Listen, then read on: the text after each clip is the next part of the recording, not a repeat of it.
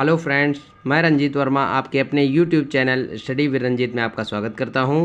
Friends, मैं आज आपको इतिहास में कुछ महत्वपूर्ण बहुविकल्पी प्रश्नों को पढ़ाऊंगा जो आपके संपूर्ण इतिहास के पाठ्यक्रम से चयनित किए हुए महत्वपूर्ण प्रश्न इस बार की बोर्ड परीक्षा में पूछे जा सकते हैं।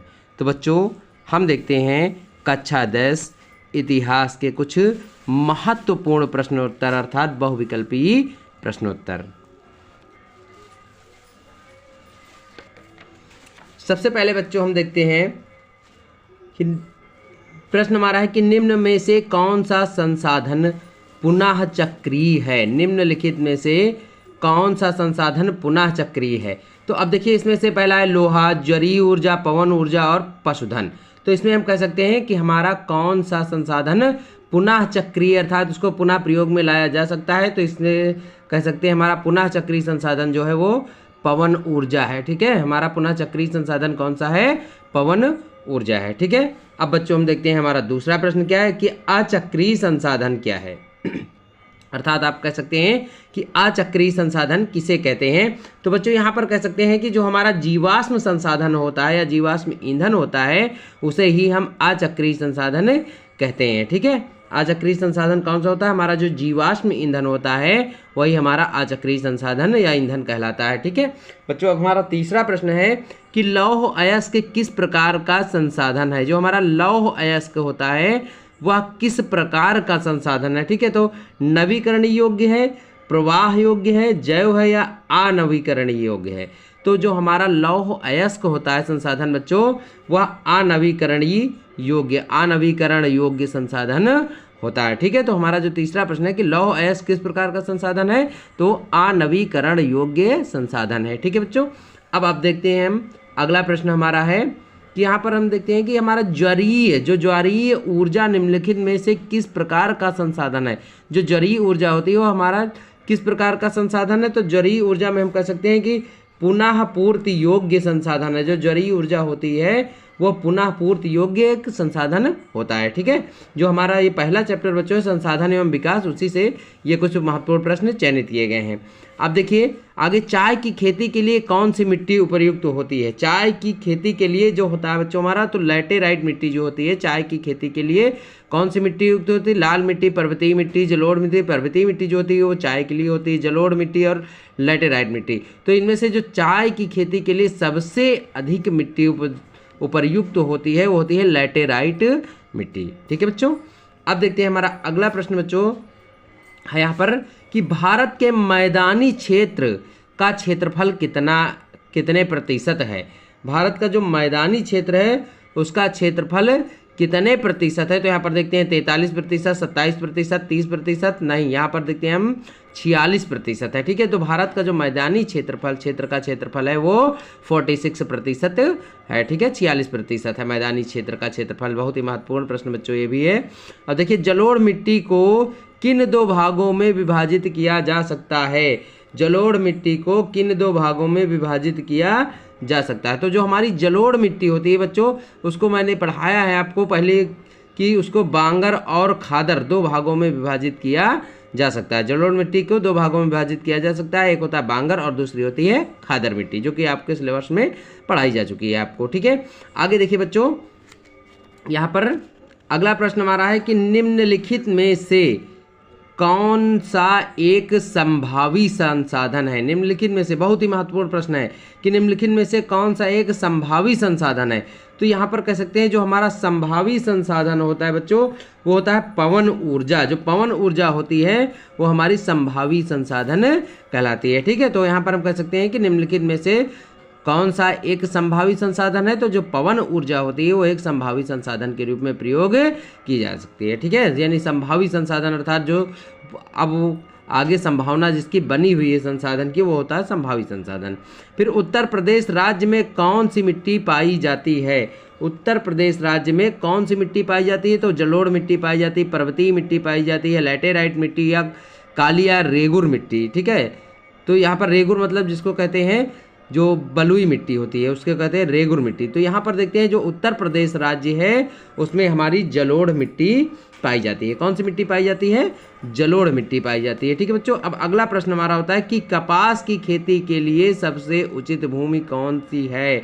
तो कपास की खेती के लिए सबसे अधिक उपयुक्त भूमि काली मिट्टी, जलोढ़ मिट्टी, लाल मिट्टी और लैटेराइट मिट्टी। तो इन चारों में से कौन सी? बहुत ही महत्वपूर्ण प्रश्न है बच्चों ये। तो यहाँ पर कपास की खेती के लिए जो हमारी काली मिट्टी होती है वो बहुत ही उपयुक्त होती है, अर्थात सबसे अच्छी होती है। फिर अगला प्रश्न बच्चों, हमारा अगला प्रश्न है कि निम्नलिखित में से किसकी अधिक मात्रा जलोढ़ मिट्टी में पाई जाती है? ये भी बहुत ही महत्वपूर्ण प्रश्न है कि जलोढ़ मिट्टी में सबसे अधिक मात्रा किसकी पाई जाती है?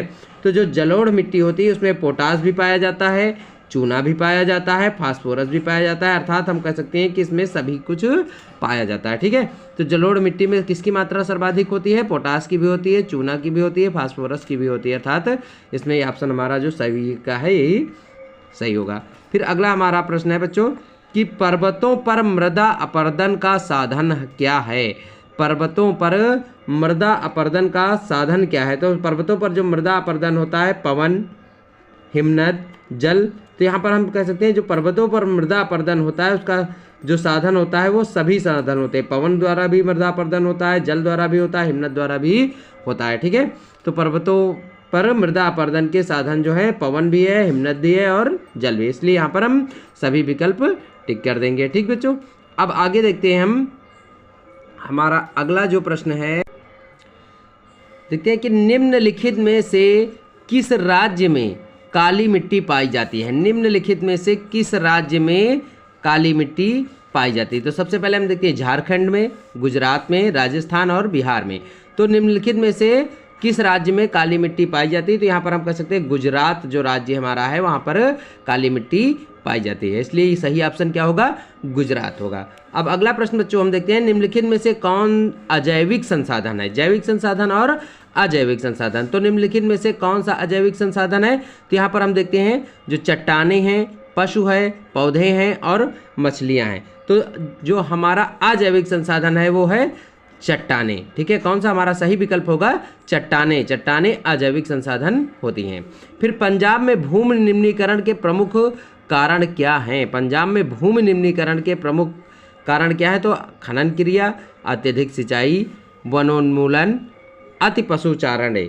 ठीक है, तो अति पशुचारण। तो सबसे पहले पंजाब में जो भूमि का निम्नीकरण है इसका प्रमुख कारण है अत्यधिक सिंचाई, यानी अत्यधिक सिंचाई के कारण ही भूमि की निम्नीकरण पंजाब में पाई जाती है। फिर लाल पीली मिट्टी कहाँ पाई जाती है, अर्थात किस प्रदेश में पाई जाती है लाल और पीली मिट्टी? तो यहाँ पर देखिए बच्चों बहुत ही महत्वपूर्ण ये भी प्रश्न है कि लाल और पीली मिट्टी कहाँ पाई जाती है? दक्कन के पठार में, मालवा प्रदेश में, ब्रह्मपुत्र की घाटी में, थार के रेगिस्तान में। तो यहाँ पर हम कह सकते हैं मालवा प्रदेश में हमारी जो लाल और पीली मिट्टी पाई जाती है, मालवा के प्रदेश में। ठीक है, भूमि एक कौन सा संसाधन है? प्राकृतिक संसाधन है, मानव निर्मित संसाधन है, सौर ऊर्जा से निर्मित है, इनमें से कोई नहीं। तो कह सकते हैं हमारा भूमि एक प्राकृतिक संसाधन है, क्योंकि भूमि हमें प्रकृति के द्वारा प्राप्त होती है, इसलिए भूमि एक प्राकृतिक संसाधन के रूप में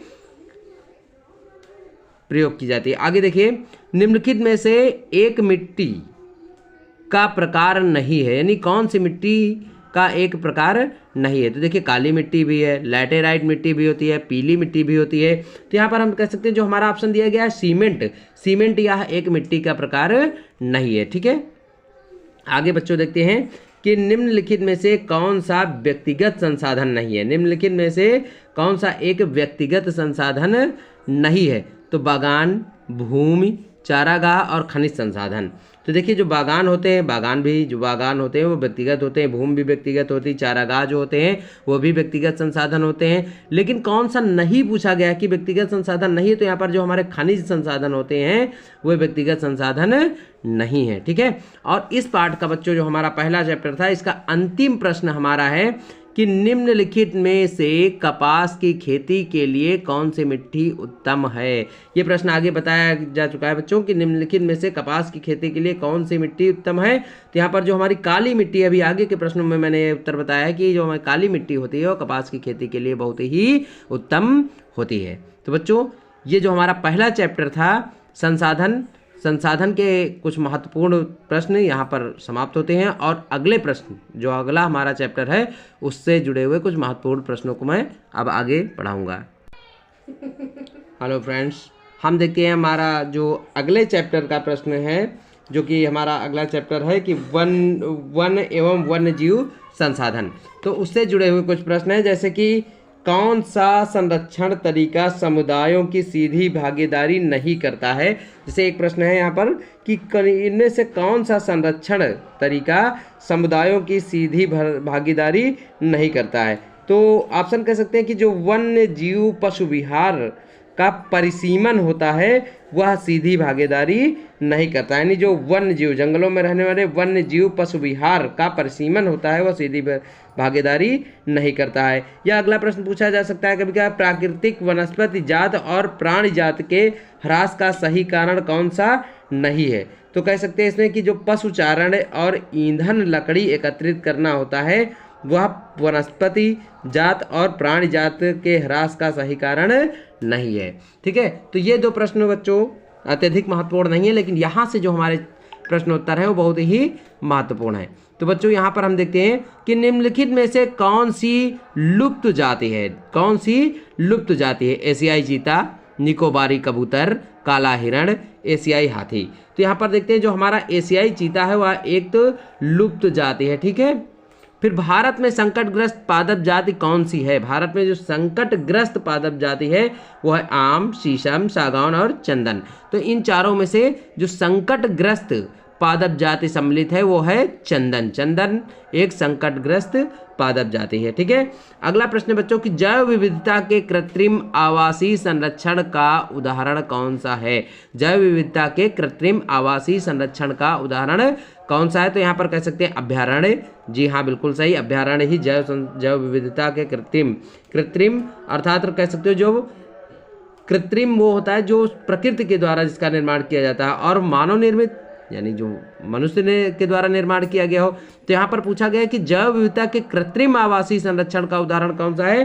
तो कृत्रिम है जो मनुष्य द्वारा तैयार किया गया हो, अर्थात कह सकते हैं अभ्यारण्य। ठीक है, निम्नलिखित राज्यों में से किस राज्य में कार्बेट, यहाँ देखिए ये जो प्रश्न है बहुत ही महत्वपूर्ण है, कई बार परीक्षा में पूछा जा चुका है कि निम्नलिखित राज्यों में से किस राज्य में कार्बेट राष्ट्रीय पार्क स्थित है। तो कार्बेट राष्ट्रीय पार्क मध्य प्रदेश, उत्तराखंड, असम और राजस्थान। तो यहाँ पर हम कह सकते हैं कार्बेट नेशनल पार्क वो उत्तराखंड में स्थित है। ठीक है, अगला प्रश्न है हमारा कि भारत के जिस राज्य में वनों के अंतर्गत सबसे अधिक क्षेत्र हैं वह कौन सा है। भारत का वह राज्य जिसमें स्थायी वनों के अंतर्गत सबसे अधिक क्षेत्र हैं वो हमारा है मध्य प्रदेश, अर्थात मध्य प्रदेश में स्थायी वन अत्यधिक पाए जाते हैं। या ये प्रश्न घुमा के थोड़ा पूछा जा सकता है कि भारत के किस राज्य में सबसे अधिक वन क्षेत्र, स्थायी वन क्षेत्र पाए जाते हैं। तो यहाँ पर मध्य प्रदेश में सबसे अधिक स्थायी वन क्षेत्र पाए जाते हैं।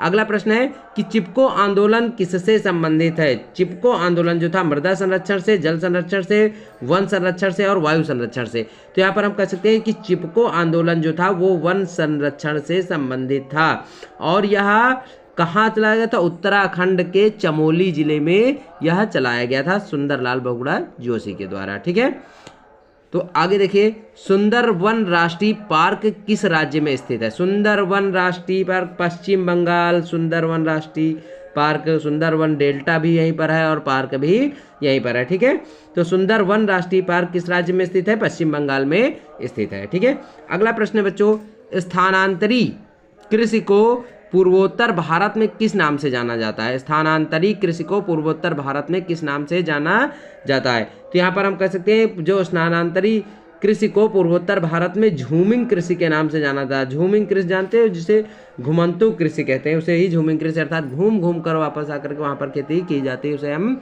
घुमंतु कृषि या झूमिंग कृषि कहते हैं। ठीक है, फिर अगला है भूदान आंदोलन किसके द्वारा प्रारंभ किया गया था। भूदान आंदोलन, तो यहाँ पर महात्मा गांधी, विनोबा भावे, जवाहरलाल नेहरू और इंदिरा गांधी। तो यहाँ पर सही ऑप्शन होगा बच्चों की विनोबा भावे के द्वारा ही भूदान आंदोलन प्रारंभ किया गया था। किसके द्वारा, विनोबा भावे के द्वारा।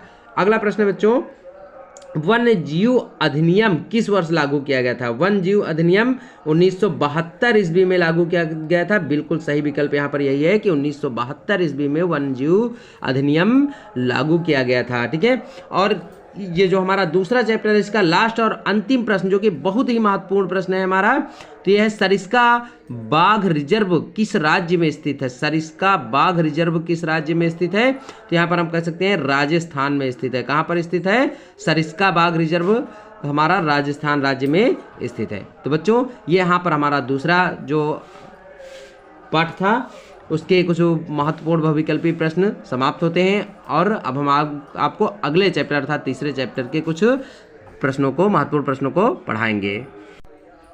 फ्रेंड्स, मैं तीसरे चैप्टर के कुछ महत्वपूर्ण प्रश्नों को पढ़ाने से पहले आपसे एक बार पुनः अनुरोध करना चाहता हूं कि यदि अभी तक आपने हमारे चैनल को सब्सक्राइब नहीं किया है तो सब्सक्राइब करके बेल आइकन दबाना न भूलें, जिससे मेरे संपूर्ण वीडियो आप तक पहुंच सकें। और यदि आप पहली बार मेरे चैनल पर विजिट कर रहे हैं तो बेल आइकन दबाना, तो चैनल को सब्सक्राइब करके बेल आइकन दबाना न भूलें। अब बच्चों हम बढ़ते हैं पाठ 3 के कुछ महत्वपूर्ण बहुविकल्पी प्रश्नों की ओर। तो देखिए, बांधों को क्या कहा जाता है, बांधों को भी कहा जाता है, अर्थात क्या कहा जाता है, तो बांधों को बहुउद्देशीय परियोजनाएं कहा जाता है, या जल स्रोत कहा जाता है, बाढ़ नियंत्रण का उपाय कहा जाता है, जल का भंडार कहा जाता है। तो बांधों को यहाँ पर हम कह सकते हैं बहुउद्देशीय परियोजनाएं भी कहा जाता है। क्या कहा जाता है, बांधों को बहुउद्देशीय परियोजनाएं कहा जाता है। अगला प्रश्न है, निम्नलिखित में से कौन सा अलवणीय जल प्राप्ति का स्रोत है। निम्नलिखित में से कौन सा अलवणीय जल प्राप्ति का स्रोत है, तो देखिए सतही अपवाह, भौमजल, ए और बी दोनों, और महासागर। तो यहाँ पर महासागर नहीं होगा अलवणीय जल, क्योंकि महासागर का जल जो होता है वो खारा होता है, लवणीय होता है। इसलिए यहाँ पर जो सतही अपवाह और भौम जल होता है, यानी इसका अर्थ है कि यहाँ पर हमारा जो तीसरा विकल्प होगा सी नंबर का, वो सही हो जाएगा कि सतही अपवाह और भौम जल अलवणीय जल की प्राप्ति का स्रोत होता है। फिर अगला प्रश्न है, धरातल पर जल की कमी का कारण क्या है। धरातल पर जल की कमी का कारण क्या है, अतिशीतोष्ण, बिल्कुल सही, अत्यधिक प्रयोग, जल का अत्यधिक प्रयोग, और समाज के विभिन्न वर्गों में असमान वितरण, और उपयुक्त सभी। तो यहाँ पर बच्चों हमारा चारों ऑप्शन जो है वो बहुत ही सही माने जाते हैं, क्योंकि यहाँ पर जो धरातल हमारा है हम कह सकते हैं उस पर जल की कमी के कारण अतिशीतोष्ण भी माना जाता है, अत्यधिक प्रयोग जल का भी माना जाता है, समाज के विभिन्न वर्गों में असमान वितरण भी माना जाता है। इसलिए यहाँ पर हमारा चौथा ऑप्शन सही होगा। फिर अगला प्रश्न है बच्चों की, सतलज और ब्यास नदी बेसिन पर निर्मित बहुउद्देशीय परियोजना कौन सी है।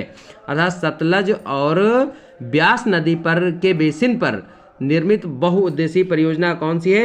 यहाँ पर हीराकुंड परियोजना नहीं, नागार्जुन सागर परियोजना नहीं, भाखड़ा नांगल परियोजना, यह हमारी सतलज और ब्यास नदी के बेसिन पर निर्मित बहुउद्देशीय परियोजना है। ठीक है, अब बच्चों हम देखते हैं हमारा अगला प्रश्न होता है, जो हमारा अगला प्रश्न है देखते हैं यहाँ पर कि महानदी बेसिन जो हमारा है, महानदी बेसिन पर निर्मित बहुउद्देशीय परियोजना कौन सी है। महानदी बेसिन पर निर्मित बहुउद्देशीय परियोजना जो है सरदार सरोवर परियोजना, सलाल परियोजना, मैटूर परियोजना और हीराकुंड परियोजना। तो महानदी बेसिन पर निर्मित जो बहुउद्देशीय परियोजना है वो हीराकुंड परियोजना। ठीक है, हीराकुंड परियोजना या महानदी बेसिन पर निर्मित है।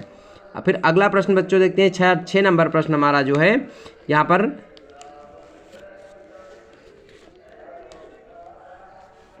पश्चिमी राजस्थान में छत वर्षा जल संग्रह की रीति कम होने का कारण क्या है। जो पश्चिमी राजस्थान है उसमें छत वर्षा जल संग्रहण की रीति कम होने का कारण है कि इंदिरा गांधी नहर, जो इंदिरा गांधी नहर है जिसके कारण पश्चिमी जो क्षेत्र है राजस्थान का क्षेत्र, वहाँ छत वर्षा जल संग्रहण की रीति कम होती है। ठीक है, तो यहाँ पर इंदिरा गांधी नहर के कारण।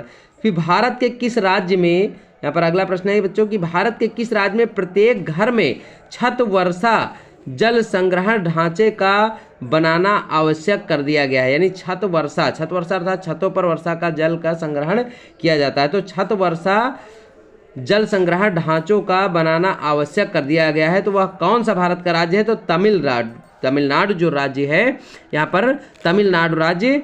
तो तमिलनाडु में छत वर्षा यानी प्रत्येक घर जो होते हैं उस पर छत जो होती है, घर की छत, उस पर वर्षा के जल का संग्रहण किया जाता है। इसलिए तमिलनाडु में प्रत्येक घर के ऊपर छत वर्षा जल संग्रहण ढांचे का बनाना आवश्यक कर दिया गया है। फिर बहुउद्देशीय परियोजनाओं का प्रमुख उद्देश्य क्या होता है? जो बहुउद्देशीय परियोजनाएं होती हैं उसका प्रमुख उद्देश्य होता है बाढ़ पर नियंत्रण करना, विद्युत उत्पादन करना और जल की आपूर्ति करना। अर्थात यानी यहाँ पर जो सभी ऑप्शन होते हैं वो मान लिए जाते हैं। ठीक है, यानी जो बहुउद्देशीय परियोजनाओं का प्रमुख उद्देश्य होता है विद्युत उत्पादन करना भी हो जाता है, बाढ़ नियंत्रण करना भी और जल आपूर्ति करना भी हो जाता है। ठीक, अब बच्चों अगला जो हमारा प्रश्न है, कह सकते हैं आप कि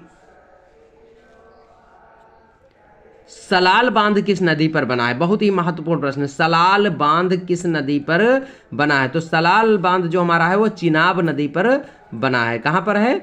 चिनाब नदी पर। फिर अगला प्रश्न बच्चों हम देखते हैं, हमारा अगला प्रश्न है कि महानदी पर हीराकुंड बांध किस राज्य में स्थित है? महानदी पर हीराकुंड बांध किस नदी पर स्थित है, अर्थात किस राज्य में स्थित है? सॉरी, महानदी पर हीराकुंड बांध किस राज्य में स्थित है? तो यहाँ पर देखते हैं जो महानदी पर हीराकुंड बांध है वो ओडिशा राज्य में स्थित है। कहाँ पर स्थित है? ओडिशा राज्य में। अगला प्रश्न बच्चों कि निम्नलिखित में से किस नदी पर सरदार सरोवर बांध बना हुआ है? सरदार सरोवर बांध वो नर्मदा नदी पर स्थित है। कहाँ पर स्थित है? नर्मदा नदी पर सरदार सरोवर बांध स्थित है। ठीक है, अगला प्रश्न है बच्चों कि उत्तराखंड राज्य में टिहरी बांध परियोजना किस नदी पर बनी हुई है? उत्तराखंड राज्य में टिहरी बांध परियोजना वो भागीरथी नदी पर बनी हुई है। कहाँ पर बनी हुई है? भागीरथी नदी पर बनी हुई है। ठीक है, अब अगला बच्चों हमारा तीसरा जो 13वां प्रश्न है तीसरे चैप्टर का कि निम्नलिखित में से कौन सी नदी बंगाल की खाड़ी में गिरती है? तो निम्नलिखित में से कौन सी नदी बंगाल की खाड़ी में गिरती है? तो कावेरी नदी है जो बंगाल की खाड़ी में गिरती है। और इस चैप्टर का अंतिम और सबसे महत्वपूर्ण प्रश्न है कि राणा प्रताप सागर बांध निम्नलिखित में से किससे संबंधित है? तो जो राणा प्रताप सागर बांध है वह जल विद्युत ऊर्जा से संबंधित है। ठीक है बच्चों, तो हमारा ये जो चैप्टर यहीं पर समाप्त होता है और अगला चैप्टर हम आगे बढ़ा रहे हैं। हमारा जो चौथा पाठ हमारा कृषि है बच्चों, उससे कुछ महत्वपूर्ण प्रश्न है कि भारत में सर्वाधिक चाय उत्पादक राज्य कौन सा है? भारत में सर्वाधिक चाय उत्पादक राज्य असम है। फिर निम्नलिखित में से कौन सी रोपण फसल है? रोपण फसल था जो रोपी जाती है, लगाई जाती है, तो गन्ना है।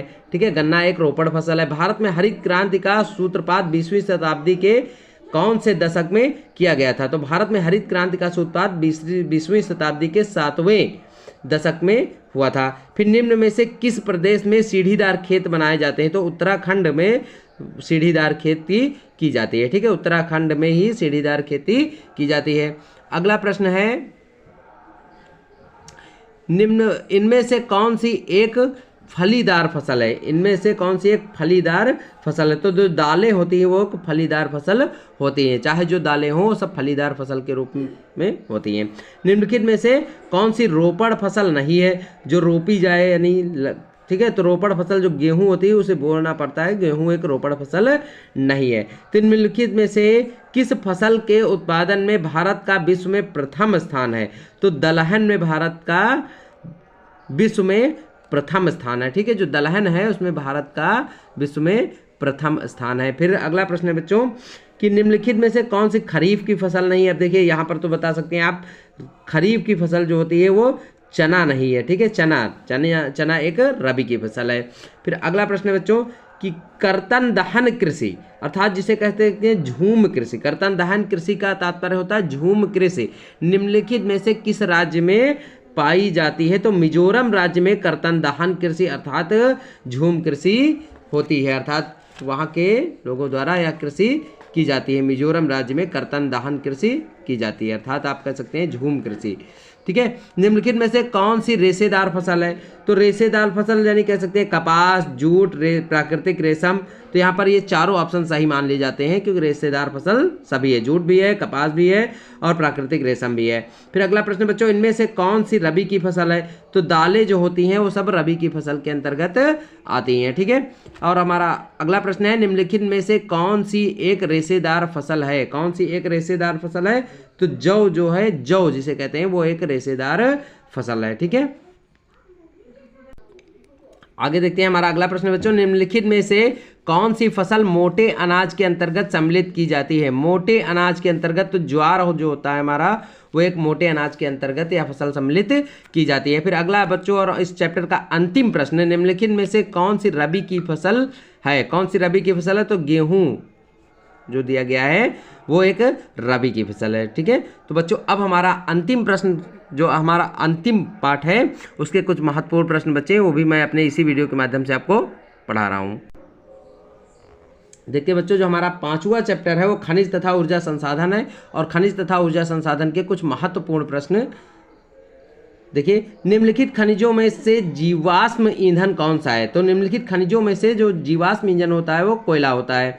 ठीक है, पृथ्वी के आंतरिक भागों से ताप का प्रयोग कर उत्पन्न की जाने वाली विद्युत को क्या कहा जाता है? तो पृथ्वी के जो आंतरिक भागों से ताप का प्रयोग कर उत्पन्न की जाने वाली विद्युत को हम भूतापीय ऊर्जा कहते हैं। क्या कहते हैं? भूतापीय ऊर्जा, अर्थात जो पृथ्वी के आंतरिक भाग से उत्पन्न की जाती है। एंथ्रेसाइट का संबंध किस खनिज से होता है? तो एंथ्रेसाइट का संबंध कोयला से होता है। किससे होता है? कोयला से होता है। अगला प्रश्न हमारा कि निम्नलिखित में से कौन सा खनिज आधारित उद्योग है? निम्नलिखित में से कौन सा खनिज आधारित उद्योग है? तो सीमेंट जो होता है, सीमेंट एक आधारित उद्योग है। फिर अगला प्रश्न हमारा कि निम्नलिखित में से कौन सा नवीकरणीय योग्य संसाधन नहीं है?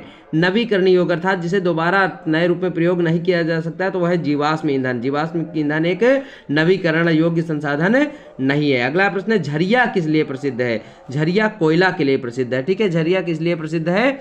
झरिया कोयले के लिए प्रसिद्ध है। आगे देखते हैं बच्चों, जो हमारा अगला प्रश्न है,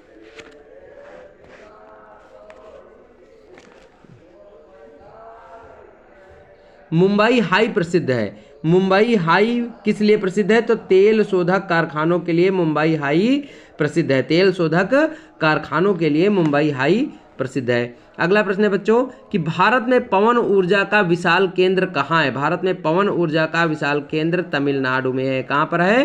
तमिलनाडु में है। और अगला, निम्नलिखित में से कौन सा गैर परंपरागत ऊर्जा का स्रोत है? गैर परंपरागत ऊर्जा का स्रोत सौर ऊर्जा होता है। कौन सा होता है? सौर ऊर्जा। निम्नलिखित में से कौन सा गैर परंपरागत ऊर्जा का स्रोत है? तो सौर ऊर्जा जो होता है वो गैर परंपरागत ऊर्जा का स्रोत होता है। और इसी के साथ कुछ और महत्वपूर्ण प्रश्न बचे हैं जो कि काफ़ी कम संख्या में हैं। यहाँ पर हम देखते हैं बच्चों, झारखंड का कोडरमा अग्रणी उत्पादक है, कौन सा है? झारखंड का कोडरमा अग्रणी उत्पादक कौन सा है? तो यहाँ पर अभ्रक का है। जो झारखंड में कोडरमा अग्रणी उत्पादक होता है, झारखंड अभ्रक का उत्पादक अत्यधिक करता है। विभिन्न खनिजों के योग से बनी चट्टानें किससे निर्मित होती हैं? भूपर्पटी से निर्मित होती हैं। किससे निर्मित होती है? भूपर्पटी से निर्मित होती हैं। फिर अगला प्रश्न बच्चों कि निम्नलिखित में से धात्विक खनिज का उदाहरण क्या है? धात्विक खनिज का उदाहरण है लौह अयस्क। क्या है? लौह अयस्क। फिर आगे देखते हैं बच्चों, निम्नलिखित में से इस्पात बनाने में किस खनिज का प्रयोग किया जाता है? निम्नलिखित में से इस्पात बनाने में मैग्नीज का प्रयोग किया जाता है। ठीक है, मैग्नीज का प्रयोग किया जाता है। फिर अगला प्रश्न बच्चों यहाँ पर हम देखते हैं जो कि बहुत ही महत्वपूर्ण और अंतिम चैप्टर के कुछ अंतिम प्रश्न हैं कि निम्नलिखित में से कौन सा खनिज आधारभूत है? तो जो हमारा लौह अयस्क होता है वो एक आधारभूत खनिज है। फिर निम्नलिखित में से कौन सा ऊर्जा का परंपरागत स्रोत है? तो अभी बताया ऊर्जा का परंपरागत स्रोत कोयला है। निम्नलिखित में से कौन सा ऊर्जा का परंपरागत स्रोत है? कोयला। सॉरी। अब देखते हैं बच्चों, कोरबा किस लिए प्रसिद्ध है? ठीक है, कोरबा किस लिए प्रसिद्ध है? तो कोरबा जो होता है वो कोयला के लिए अत्यधिक प्रसिद्ध है। किस लिए प्रसिद्ध है? कोरबा कोयले के लिए प्रसिद्ध है। बहुत ही महत्वपूर्ण प्रश्न है। हेमेटाइट का संबंध किस खनिज से है? हेमेटाइट का संबंध लौह अयस्क से है। तो बच्चों हमारा जो बहुविकल्पी प्रश्नोत्तरों का एक कह सकते हैं जो वीडियो है वो बहुत ही महत्वपूर्ण वीडियो है, और हम अपने इस वीडियो को यहीं पर विराम देते हैं। बच्चों वीडियो में पूरा वीडियो लास्ट तक पढ़ने के बाद कमेंट्स के जरिए यह जरूर बताएं कि हमारा वीडियो आपको कैसा लगा। धन्यवाद।